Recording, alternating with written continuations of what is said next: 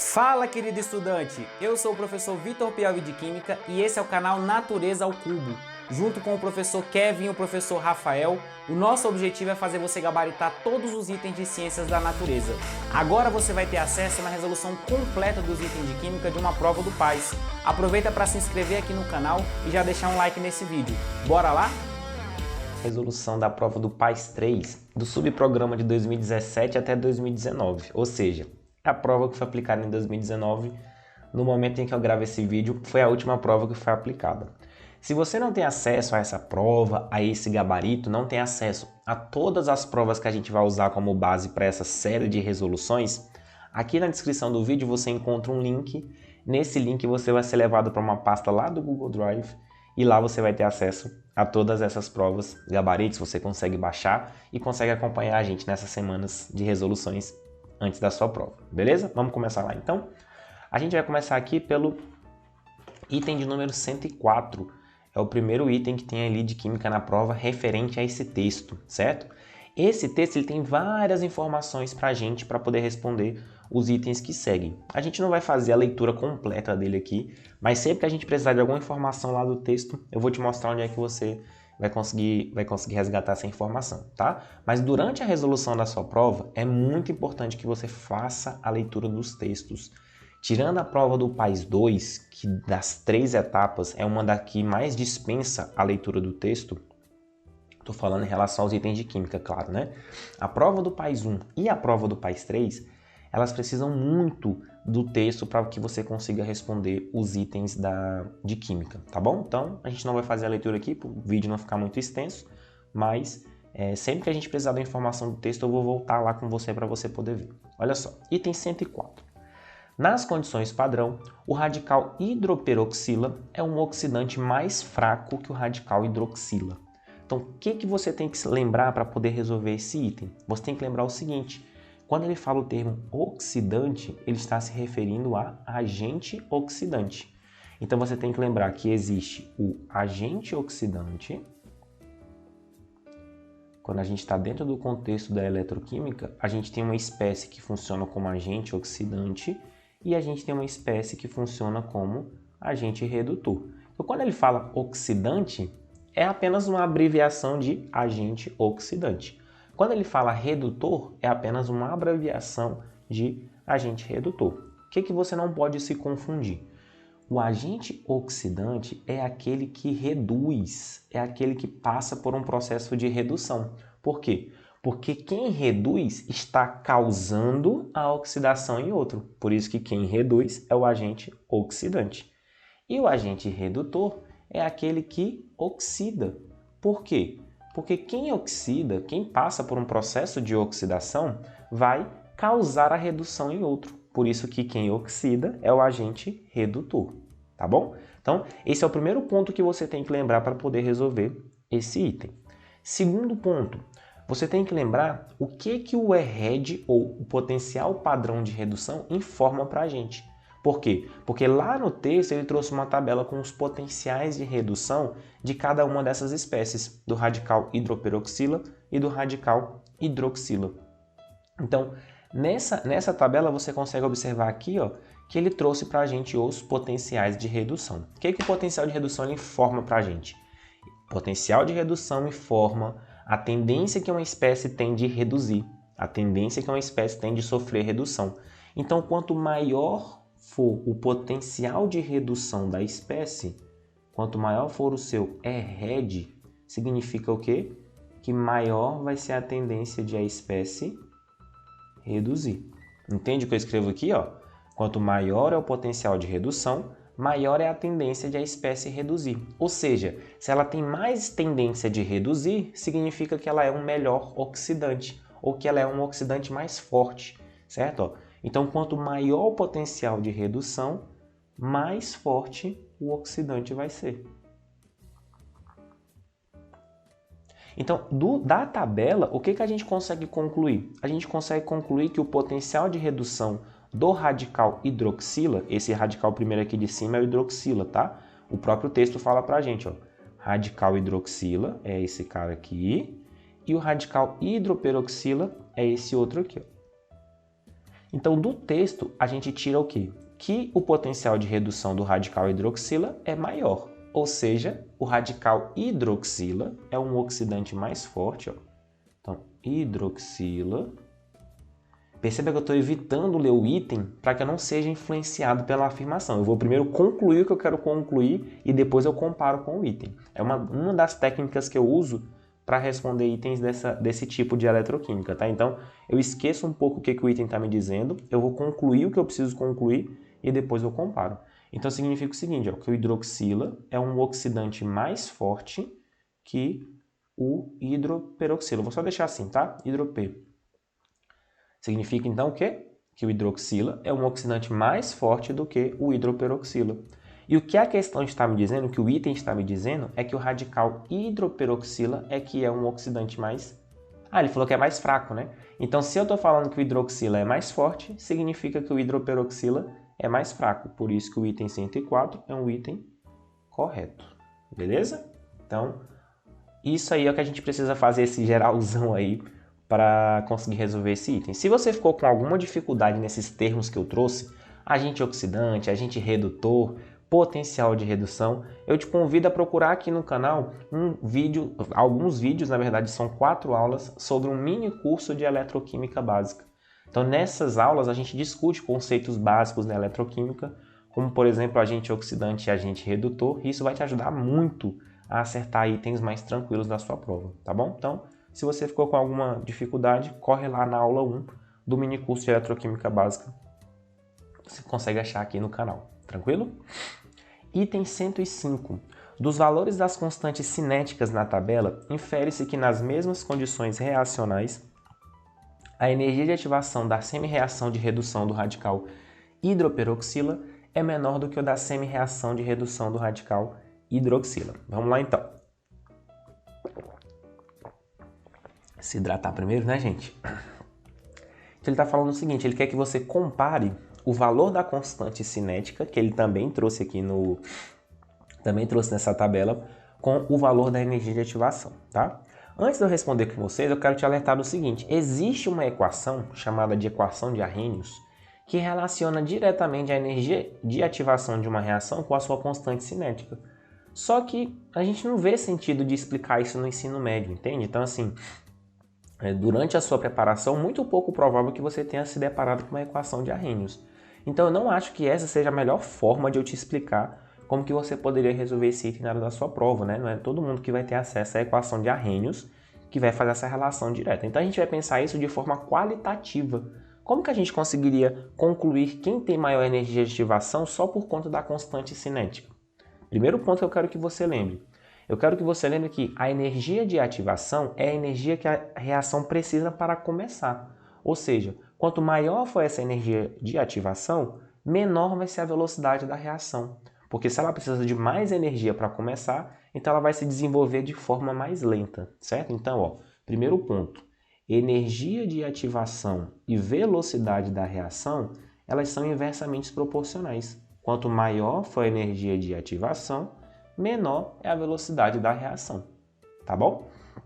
Além disso, eu preciso que você lembre daquela lei de ação das massas, a lei de Gutenberg-Weiss, que relaciona a velocidade da reação com a concentração dos reagentes. E ele fala o seguinte, ó, que a velocidade de uma reação química ela é diretamente proporcional à concentração dos reagentes, seja ele qual for, né? Seja ele a hidroxila ou seja ele a hidroperoxila. E eles são diretamente proporcionais por uma constante de proporcionalidade K, que é exatamente o valor que ele dá para a gente aqui na tabela. Então daqui o que a gente pode concluir? Vou até trocar a cor aqui para a gente poder chegar nessa conclusão juntos. Ó, se ele está falando das mesmas condições reacionais, o que eu entendo? Eu entendo que a concentração dos reagentes vai ser a mesma.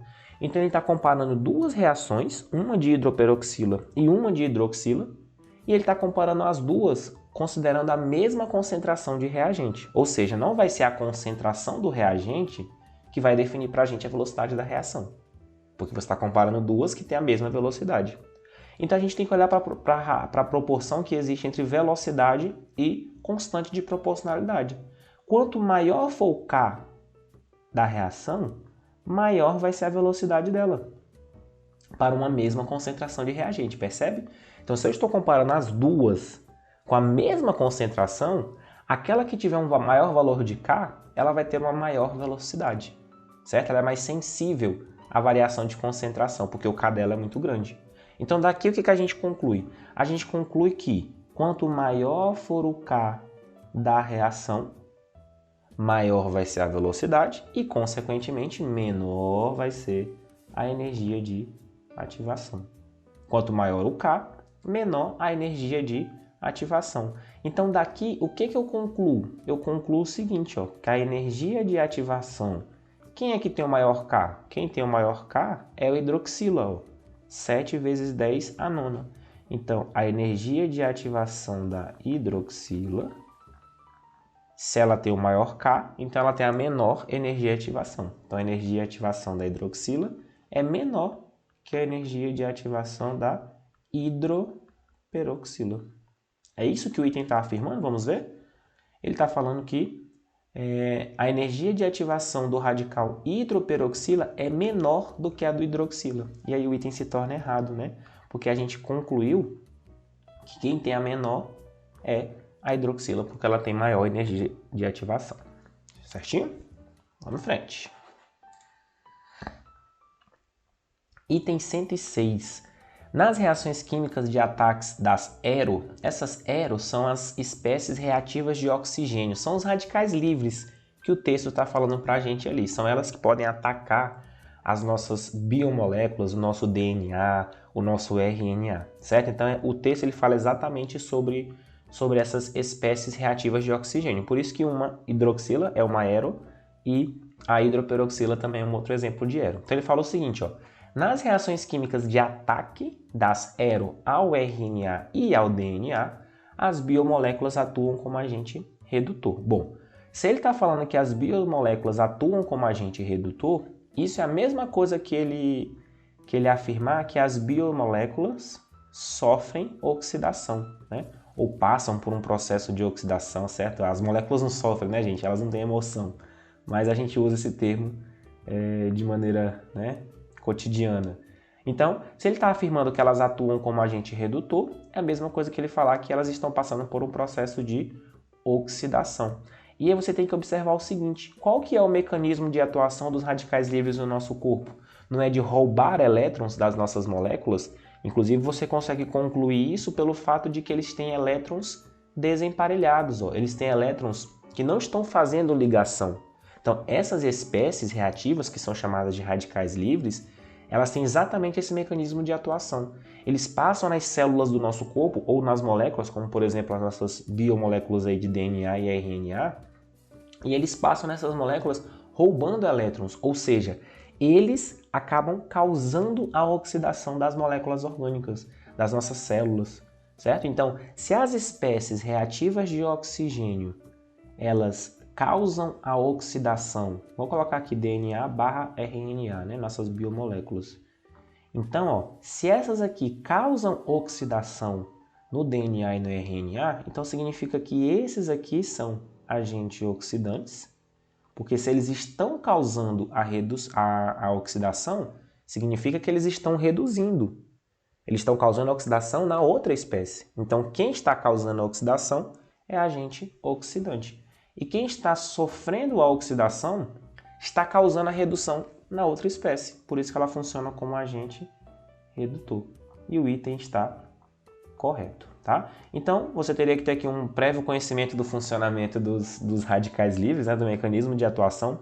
Mas lá pelo texto, você também consegue inferir se você tiver sido um pouquinho perspicaz em relação às reações orgânicas. Olha só, ele fala bem aqui, ó. Esses radicais frequentemente atacam as biomoléculas por abstração de hidrogênio.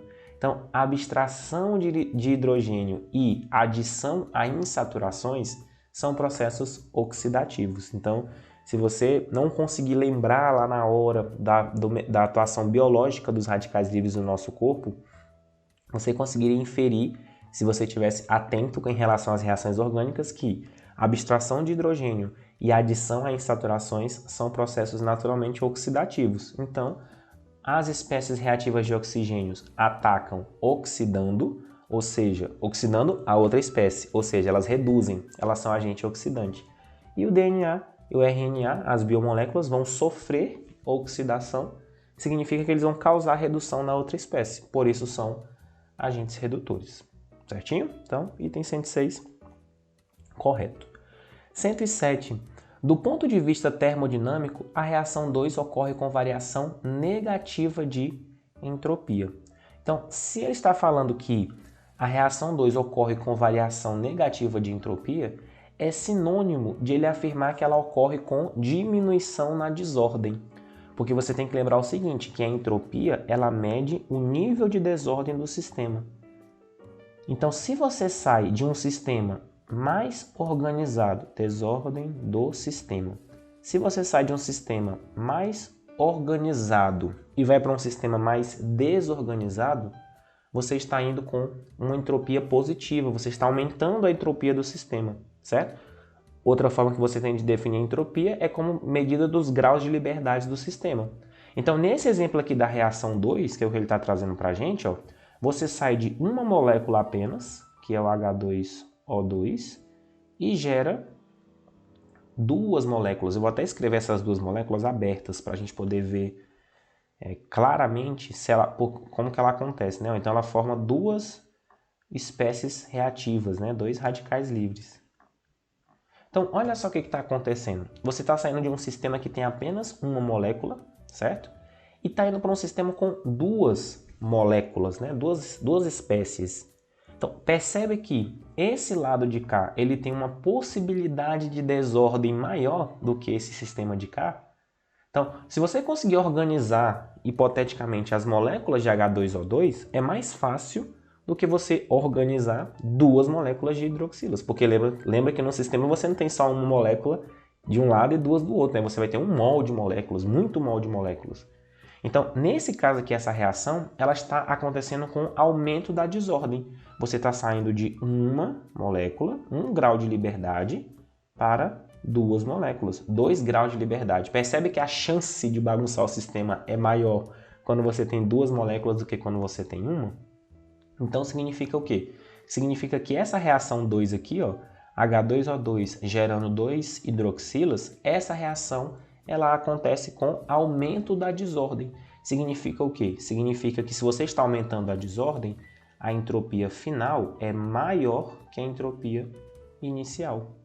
Quando você fizer esse ΔS aqui, essa variação de entropia, que é a entropia final menos a entropia inicial, você vai ter um ΔS maior do que zero, um ΔS positivo, uma variação positiva de entropia. Por isso que nesse caso o item 107 ele está errado, porque ele está afirmando para a gente que ela ocorre com variação negativa. Isso seria verdade se ela estivesse ocorrendo com aumento da ordem, se ela estivesse se organizando. Se fosse uma reação contrária, se você tivesse duas moléculas e elas se juntassem formando uma, aí você estaria aumentando a organização do sistema. Aí sim seria uma variação negativa de entropia. Mas nesse caso, como ela está aumentando a desordem, então significa que ela está aumentando a entropia e, consequentemente, a variação de entropia é positiva. Certinho? Então, por isso que o item 107 ele está errado.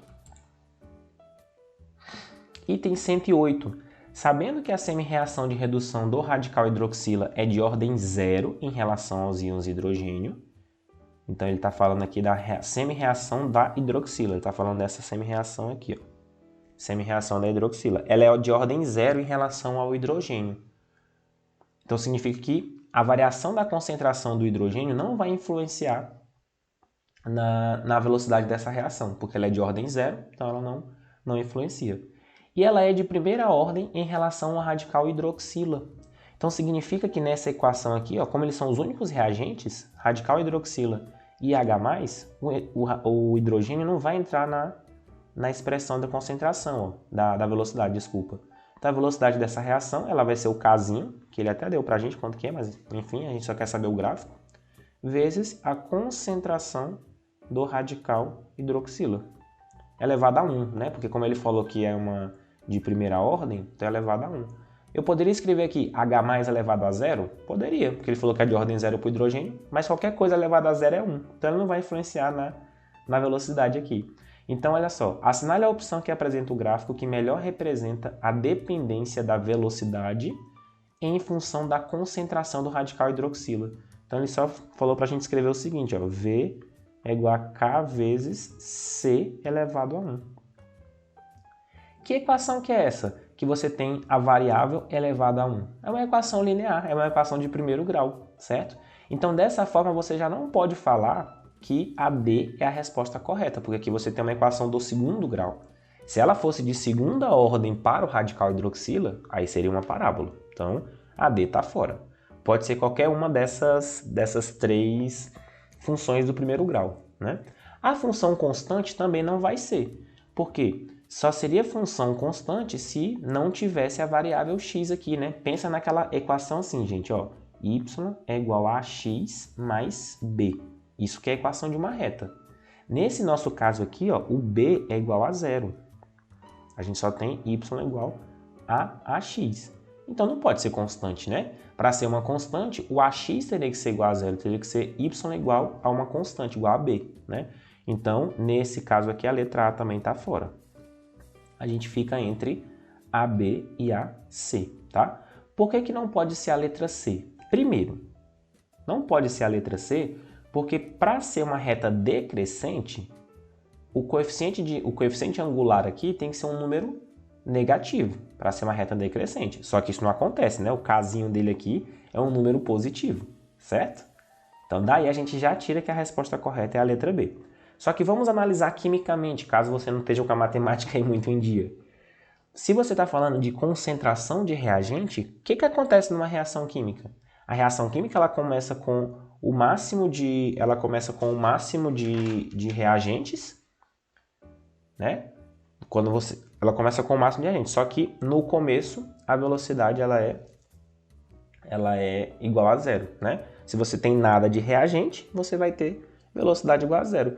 E conforme você vai aumentando a concentração do reagente, a velocidade da reação vai aumentando. Por isso que não pode ser um gráfico decrescente, tem que ser um gráfico crescente. Quanto maior é a concentração do reagente, maior é a velocidade de uma reação. Por isso que o casinho é positivo, tá? Então você consegue relacionar isso com a matemática, tá? Se você lembrar que o coeficiente angular tem que ser positivo, você marca por isso. Caso você não te lembrasse, por exemplo, se essa aqui fosse a sua prova, você deveria lembrar disso, que quanto mais concentração de reagente tem na reação, maior é a velocidade. Então a relação entre eles não pode ser um gráfico decrescente, tem que ser um gráfico crescente, tá? Então por isso que a 108 é a letra B de bola.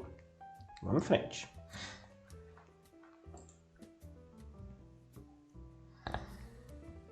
Item 111.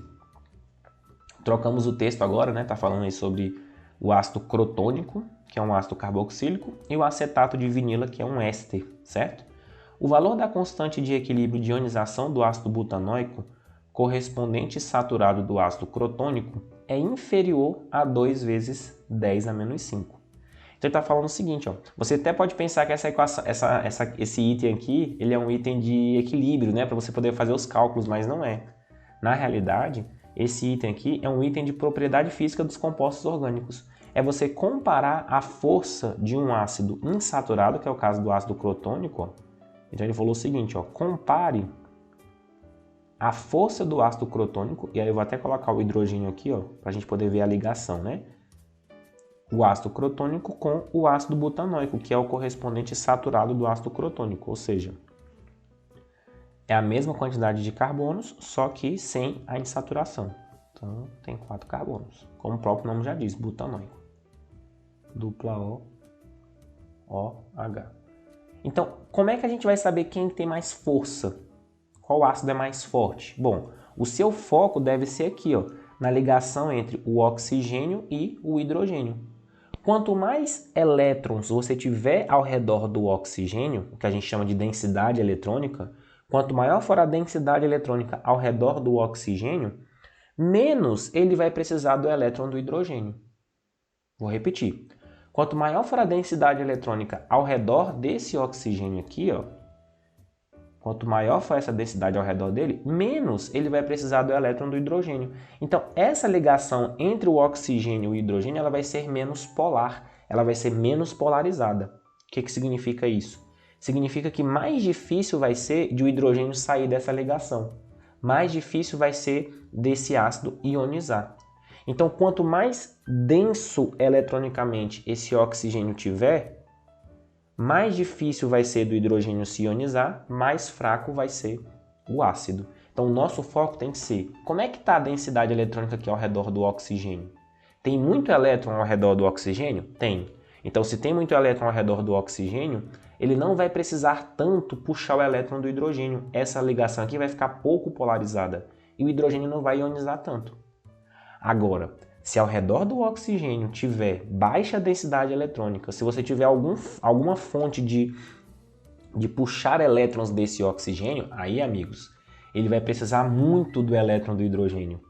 Essa ligação vai ficar extremamente polarizada.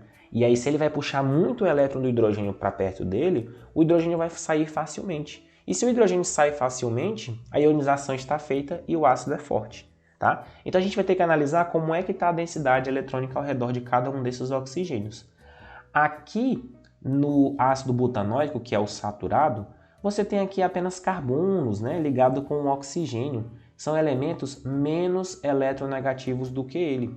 Então o que vai acontecer? Você vai ter uma grande densidade eletrônica ao redor do oxigênio. Porque como o carbono é menos eletronegativo, o oxigênio vai estar sempre puxando os elétrons para perto dele. É o que a gente chama de efeito indutivo positivo, certo? Está chegando muito elétron lá no oxigênio. Já aqui no ácido crotônico, o que vai acontecer? Essa dupla ligação aqui, galera, ela vai retirar muita densidade do oxigênio. Por quê? Porque aqui você tem uma dupla alternada, né? Você tem uma dupla conjugada. Então, essa estabilização que é possível por conta dessa ressonância aqui, vai acabar roubando a densidade eletrônica do oxigênio. Então, com isso, o que acontece? Esse hidrogênio aqui, tadinho, né? Como tem pouca densidade ao redor do oxigênio, ele vai acabar roubando muito o elétron do hidrogênio. Vai ficar puxando muito próximo dele.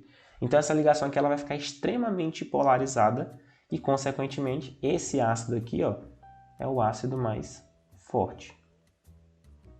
Então, esse ácido aqui é o mais forte, esse ácido aqui é o menos forte. Como você está roubando o elétron do oxigênio, então significa que esse hidrogênio aqui vai ficar acabando com pouca densidade eletrônica. Então, ele é facilmente arrancado, ele é facilmente ionizado. Então, o que ele fala? Ele fala que o valor da constante de ionização do ácido butanóico é inferior a 2 vezes 10 a menos 5. E aqui no texto ele falou, né, que a do ácido crotônico é 2 vezes 10 a menos 5. Como o ácido butanóico é menos forte do que o crotônico, então, de fato, a gente espera que a constante de ionização dele seja menor do que a do ácido crotônico. Por isso que o item 111 está correto, certo? Se você estiver um pouco mais atento aí, se você tiver um pouco mais de conhecimento em relação às outras teorias de ácido-base, além da de Arrhenius, como por exemplo a de Bronsted e Lowry, né, você vai lembrar do seguinte, que um ácido ele é mais forte quanto mais estabilizada for a sua base conjugada. Então, se você pensar na ionização desses dois ácidos, qual base conjugada vai ser mais estável? A base conjugada do ácido crotônico. Por quê? Exatamente essa ressonância que tem aqui entre essas duas duplas ligações, ela vai acabar estabilizando melhor essa carga negativa, tá bom? Então você pode pensar dessas duas formas. Ou você pode pensar em termos de efeito indutivo, que eu acho um pouco mais tranquilo. E se você tiver um pouco mais afiado aí com as teorias ácido-base, especialmente a de Bronsted e Lowry, você consegue concluir da mesma forma que o ácido crotônico é mais forte, tá? Leve isso aí como regra, tá, gente? Se você tiver na estrutura do ácido uma dupla ligação ou até mesmo um elemento mais eletronegativo do que o oxigênio, então se você tiver flúor, né, aqui puxando elétron, até mesmo alguns que não sejam mais eletronegativos do que o oxigênio, mas que acabem puxando densidade eletrônica, eles vão ser mais fortes do que um ácido comunzinho, digamos assim, né? Um ácido saturado, um ácido que não tenha nenhum outro elemento químico aqui eletronegativo ligado, tá? Então leva isso aí como regra. Quanto mais distante do saturado ou do somente carbono, né, tiver no ácido, mais forte ele vai ser, porque uma dupla, um flúor aqui, acabaria roubando a densidade eletrônica do oxigênio, deixando ele mais dependente dessa ligação e deixando o hidrogênio facilmente ionizado, certinho? Item 112. Os monômeros em apreço são isômeros planos de posição entre si. E aqui o item está errado, né, gente? Para ser isômero de posição, o primeiro critério tem que ser da mesma função orgânica. Nesse caso aqui a gente tem um ácido e tem um éster, então nem tem como eles serem isômeros planos de posição, tá bom? Então, na verdade, eles são isômeros de função. Lembra que na isomeria plana, o que define o nome da isomeria é exatamente no que as moléculas têm de diferente. Então, se eles têm função orgânica diferente, de cara, a gente já sabe que eles são isômeros de função, certinho? Item 113. Uma solução aquosa de ácido crotônico a 0,05 mol por litro a 25 graus Celsius apresenta pH inferior a 3,5. Vamos lá. A gente não pode considerar, galera, que a concentração de H+ é exatamente igual à concentração do ácido, porque esse ácido é um ácido fraco. A constante dele está aqui, ó, em torno de 10 a menos 5. Então, para isso, a gente vai ter que usar aquela chamada lei da diluição de Ostwald, tá? Você tem que lembrar que o Ka de um ácido, quando ele é fraco, ele é igual a M vezes alfa ao quadrado. Quem que é M? A molaridade do ácido, a concentração do ácido que a gente está usando. E o alfa vai ser o que a gente vai descobrir, é o quanto que ele vai ionizar, certo? A gente precisa do alfa para descobrir qual que é a concentração de H+. Então a gente vai ter que combinar essa equação com a equação do ácido fraco. Ó. A concentração de H+, quando for um ácido fraco, vai ser a molaridade dele, vezes o quanto ioniza, que é o alfa. Então vamos descobrir quanto que é o alfa. Ó. O Ka ele deu pra gente 2 vezes 10 a menos 5. M, quem que é M? É a concentração que ele deu, 0,05. Para facilitar minha vida, eu vou escrever ela como sendo 5 vezes 10 a menos 2, tá? Para trabalhar aqui com raiz e tudo mais, é melhor a gente transformar em potência.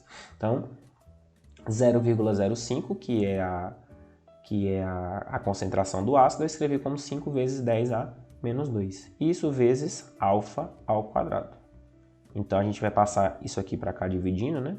Então, alfa ao quadrado é igual a 2 vezes 10 a menos 5, dividido por 5 vezes 10 a menos 2. 2 dividido por 5 dá 0,4, tá? Ó, 2 dividido por 5 dá 0,4. Só que 0,4 é quem? É 4 vezes 10 a menos 1, né? Então vai ficar assim, ó, 4 vezes 10 a menos 1, que é o 0,4 daqui, ó, 2 sobre 5. E quanto que é 10 a menos 5 dividido por 10 a menos 2? Você repete a de cima, certo? 10 a menos 5. E esse 10 a menos 2 vai passar para cima trocando o sinal. Então, 10 ao quadrado. Então, quem que é alfa ao quadrado? 4 vezes 10 a menos 1 vezes 10 a menos 5, 10 a menos 6, vezes 10 ao quadrado, 10 a menos 4. Então, com isso, a gente conclui que o alfa, como a gente vai passar a raiz aqui, né? Alfa é igual a 2 vezes 10 a menos 2, ou 2%. Tá vendo como ele é um ácido fraco? Se você colocar 100 moléculas desse ácido, somente 2 vão sofrer ionização, somente 2 vão passar por ionização. Por isso que a gente não pode falar que a concentração de H+, lá no meio, vai ser a mesma concentração do ácido. Não, a concentração de H+, no meio, ela vai ser a concentração do ácido, que é 5 vezes 10 a menos 2, vezes o alfa, que é 2 vezes 10 a menos 2. Significa então que a concentração de H+, por conta desse ácido, vai ser de 5 vezes 2, 10. 10, que é a mesma coisa que 10 elevado a 1, né? Vezes 10 a menos 2, 10 a menos 1. Vezes 10 a menos 2 de novo, 10 a menos 3. Bom, no momento em que eu tenho a concentração de H+, eu consigo calcular o pH. Quem que é o pH? Menos o log da concentração de H+.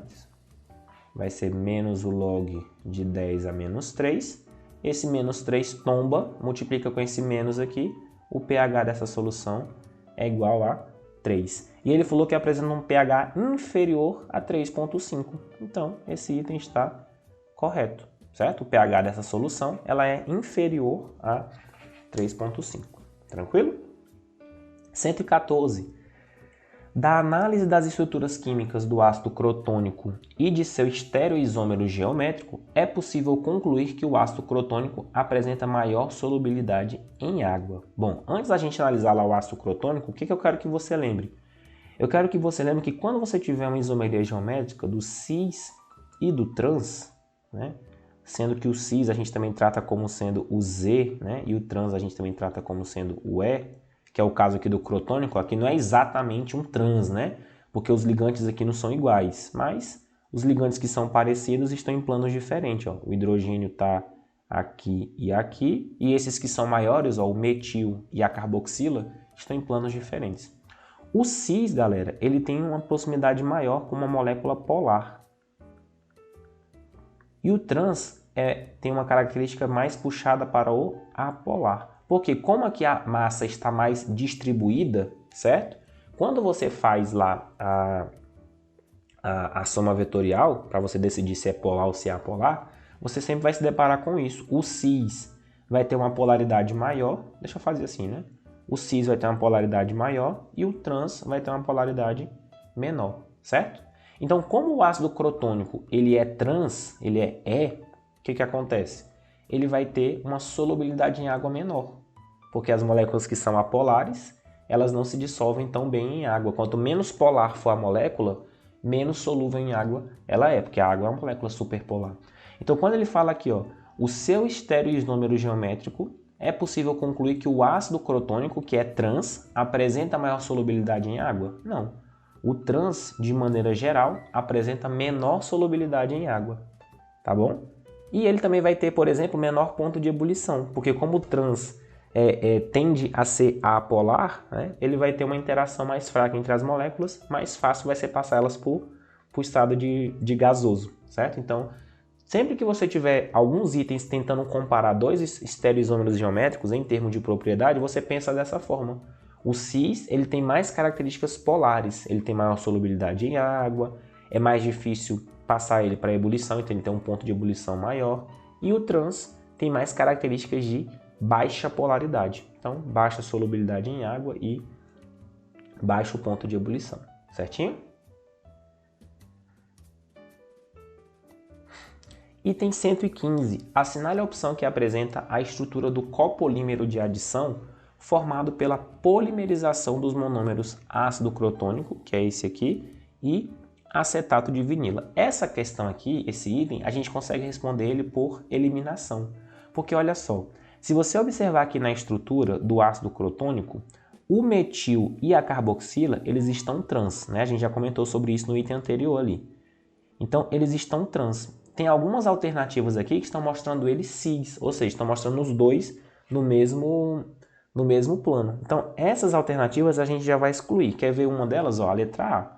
A letra A colocou aqui, ó, quando você for fazer a polimerização, ela colocou o metil e a carboxila no mesmo plano. É errado, né? Na polimerização, o máximo que você vai fazer é quebrar essa dupla. Você não vai mexer na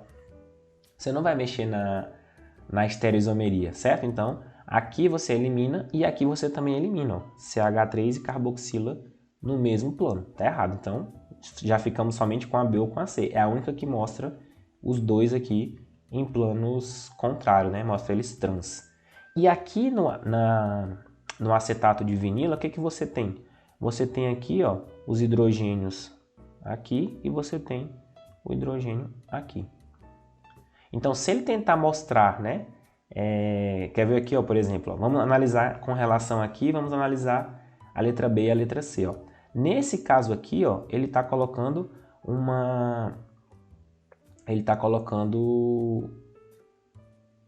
essa parte aqui, ó, que é a OCOCH3 junto com o hidrogênio, beleza? Só que aqui do outro lado ele colocou H e CH3, tá vendo aqui, ó, na letra B? Ele colocou H e CH3, não tem nada a ver, né? Quem está nesse carbono aqui, ó, é o H e o H.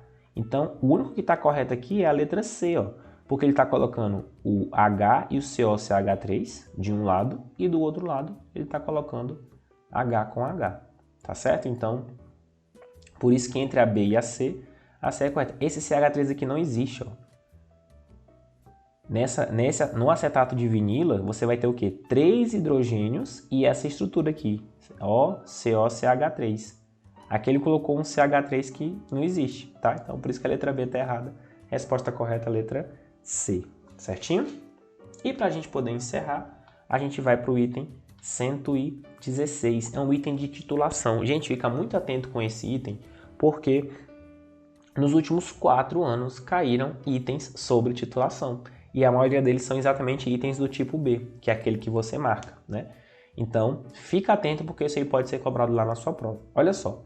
Com o objetivo de determinar a massa de ácido crotônico em uma solução aquosa de 100 ml, usada na preparação de fixadores comerciais, recolheu-se uma alíquota de 25 ml da solução. Então, olha só, você tem uma solução de 100, só que o que vai ser titulado é apenas uma alíquota de 25. Então, fica atento para você quando você for fazer no seu cálculo. Quando você for fazer o cálculo, você vai fazer o cálculo em cima de uma alíquota de 25. Mas você tem que lembrar que o todo é uma alíquota de 100. Vou te mostrar como é que você vai levar isso em consideração. A qual foram adicionadas gotas do indicador fenolftaleína.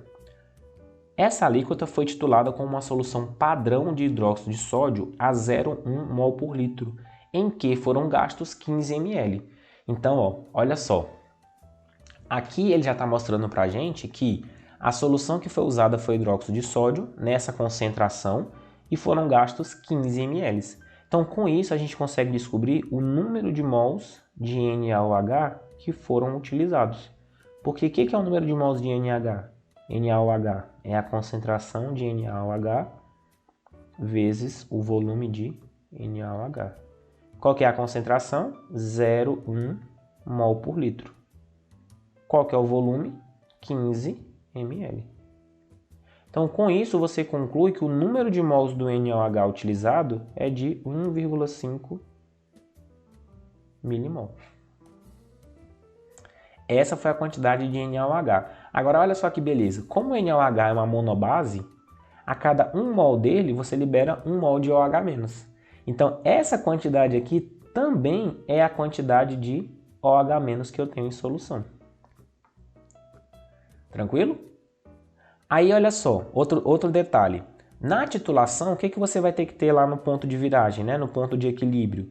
Você vai ter que o número de H+, tem que ser igual ao número de OH-. Então, se você descobriu que você gastou nessa titulação 1,5 milimol de OH-, então você descobre que nessa amostra você tinha 1,5 milimol de H+.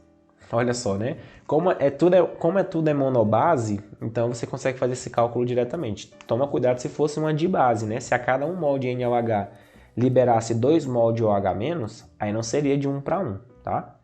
Mas isso aqui sempre é verdade. No ponto de equilíbrio, sempre o número de mol de H+ é igual ao número de mols de OH-. Só que se você for olhar para o ácido crotônico, ele também é um monoácido, ó. Ele só tem esse hidrogênio aqui para poder ionizar. Então, esse número de mols aqui é exatamente o número de mols de ácido crotônico. O número de mols do ácido é de 1,5 milimol. Aqui é aquele trecho que eu falei para você, ó. Toma cuidado, porque essa quantidade que a gente achou aqui é a quantidade de ácido presente em 25 ml da solução.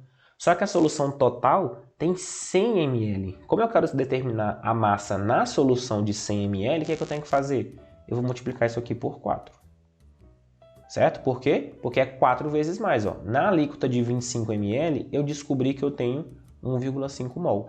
Então, na de 100, que é o total, eu vou ter, então, 6 milimol. Agora tá fácil, ó. Por quê? Se eu tenho o número de mols e eu quero descobrir a massa de ácido, eu tenho que calcular a massa molar do ácido crotônico, tá? E qual que é a massa molar do ácido crotônico? Como é que eu vou saber? Então, você vai ter que contar os carbonos, contar os hidrogênios, contar os oxigênios. Eu já fiz isso, ó. A fórmula molecular do ácido crotônico, ela é C4H6O2. Pode contar aí, ó. Tem 4 carbonos, 6 hidrogênios e 2 oxigênios. Quando você faz essa conta de massa molar, você vai achar 86 gramas por mol, tá? Ah, professor, como é que você sabe quanto com a massa de cada um deles? Não preocupa, na sua prova tem tabela, tá? Então você vai saber que a massa do carbono é 12, vai ter que multiplicar por 4. A massa do hidrogênio é 1, vai ter que multiplicar por 6. e a massa do oxigênio é 16. Vai ter que multiplicar por 2. Fazendo essa conta, você acha 86 gramas por mol, certo? Então, se você quer saber a massa de ácido, o que você tem que fazer? Você tem que multiplicar o número de mols que você achou, 6 milimol, vezes a massa molar, 86 gramas por mol. E olha que bacana, como a gente trabalhou o tempo todo com milimol, a gente não usou a unidade mol, né? Não ficamos transformando ml em litro, a gente ficou sempre trabalhando com milimol. Como ele está pedindo aqui no texto que você ache a massa em miligramas, pronto. Quando a gente multiplicar milimol por gramas por mol, vai sobrar o quê? Exatamente 1 miligrama, que nesse caso aqui ó, vai ser de 516 miligramas. É a massa de ácido crotônico. Pronto, maravilha para você marcar no cartão, né? Você tem que marcar centena, dezena e unidade. Então, no caso, você marcaria 5 na unidade da centena, 1 na unidade na bolinha da dezena, né? 5 na bolinha da centena, 1 na bolinha da dezena e 6 na bolinha da unidade. Tranquilo, gente? Então, agradeço demais aí pela sua participação nessa resolução de itens. Se você chegou até aqui e ainda não está inscrito no canal, não se esquece de se inscrever aqui no canal. Se você gostou dessa resolução, se você acha que te agregou, deixa um like nesse vídeo aqui. O YouTube vai entender que esse conteúdo é relevante, ele entrega para mais pessoas. E isso ajuda muito a gente aqui no canal. Te agradeço demais e até o próximo vídeo.